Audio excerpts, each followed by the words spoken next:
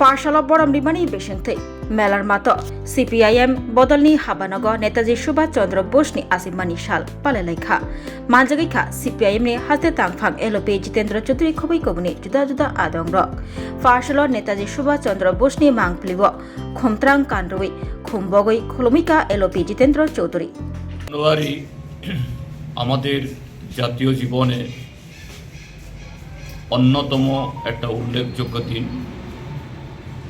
আজকের এই দিনে আজ থেকে 129 বছর আগে আমাদের দেশের স্বাধীনতা আন্দোলনের অন্যতম উজ্জ্বল নেতৃত্ব আজাদ হিন্দ ফৌজের সর্বাধিনায়ক নেতাজি সুভাষচন্দ্র বসুর জন্ম হয়েছিল।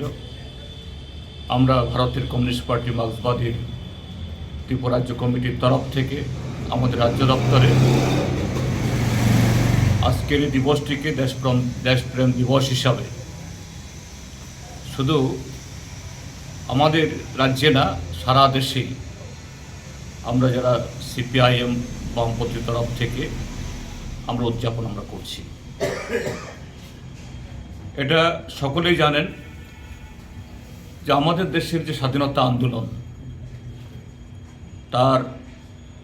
বহু ধারা ছিল। তার মধ্যে যেমন মহাত্মা গান্ধীর নেতৃত্বে অহিংস বা অসহযোগ আন্দোলন, ঠিক তেমনি নেতাজি সুভাষচন্দ্র বোসের নেতৃত্বে সশস্ত্র আন্দোলন, কমিউনিস্টদের নেতৃত্বে সমস্ত শ্রমিক শ্রেণীকে ঐক্যবদ্ধ করে দেশের সমস্ত শ্রমজীবী মানুষকে একসাথে করে গোটা দেশে আমাদের দেশের যে বৈচিত্র্য, ধর্মীয়, ভাষা, সংস্কৃতি, এটা ঐক্যবদ্ধ করে একটা সার্বিক যে ব্রিটিশদের বিরুদ্ধে এই স্বাধীনতা আন্দোলন, ঠিক তেমনি ভক্তি আন্দোলন, সমাজ সংস্কারের সাথে যারা যুক্ত ছিলেন, কবি, লেখক, সমস্ত অংশের দেশপ্রেমিক শক্তি নেতাজি সুভাষচন্দ্র বোস, মহাত্মা গান্ধী, এরকম আরও বহু ব্যক্তিত্বের তাদের ঐক্যবদ্ধ লড়াইয়ের ফলে এই পরাক্রমশালী ব্রিটিশরা 1947 ইংরাজিতে আমাদের দেশ ছেড়ে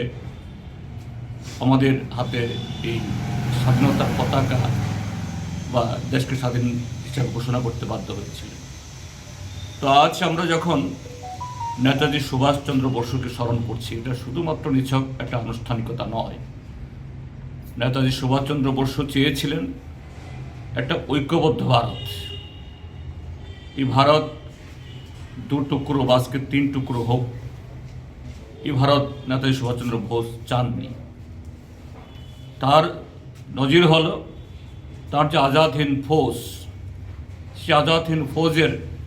ভারতবর্ষের সমস্ত ধর্মের যারা তৎকালীন সময় দেশপ্রেমিক শক্তি তার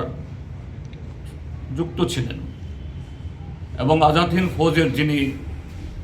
এই অন্যতম তার সেনানায়ক ছিলেন শাহনওয়াজ, ক্যাপ্টেন লক্ষ্মী সাহেগাল, এরকম বহু হিন্দু, মুসলমান, শিখ, খ্রিস্টান তারা চেয়েছিলেন এমন একটা ঐক্যবদ্ধ ভারত, শুধু ধর্ম, সংস্কৃতি, বর্ণ দিক থেকে না, যে এই দেশের আরও নানা ধরনের যে বৈচিত্র্য আছে, সমস্ত বৈচিত্র্য মিলে সবাই স্বাধীনভাবে এই দেশকে সেরকমভাবে করে। কিন্তু দুর্ভাগ্য, আমাদের দেশ স্বাধীন হয়েছে ঠিক, দেশ 2 টুকরো, এখন 3 টুকরো। আর এখন যে ভারত আছে তার মধ্যেও হয়তো ফিজিক্যালি, অর্থাৎ তার অবয়বের দিক থেকে আমরা ঐক্যবদ্ধ আছি, কিন্তু এটা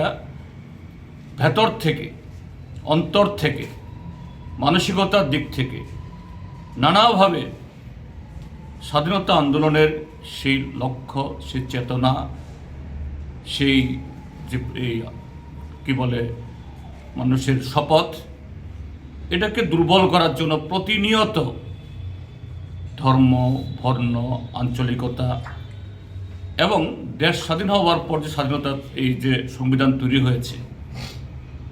তার মূল যে লক্ষ্যগুলো, একে দুর্বল করার চেষ্টা হচ্ছে। কাজে আজকে আমাদের এই নেতাজিকে স্মরণ করা, এটা যে শক্তিগুলো দেশের স্বাধীনতার স্বপ্নকে দুর্বল করছে, আজকের ভারতবর্ষকে নানাভাবে ক্ষতবিক্ষত করছে, তাদের বিরুদ্ধে নেতাজির চেতনায়, তার ভাবনায়, তার দেশপ্রেমিক যে আহ্বানের মধ্য দিয়ে আমরা যাতে নতুন প্রজন্মকে সেভাবে করতে পারি, এভাবেই আমরা নেতাজিকে স্মরণ করব এবং নেতাজির স্মৃতিকে, তার অবদানকে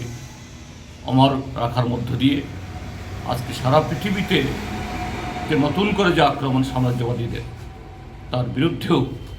আমাদের দেশকে আরও শক্তিশালী, ঐক্যবদ্ধ করে তোলার শপথ নেব। নেতাজি সুভাষচন্দ্র বোস।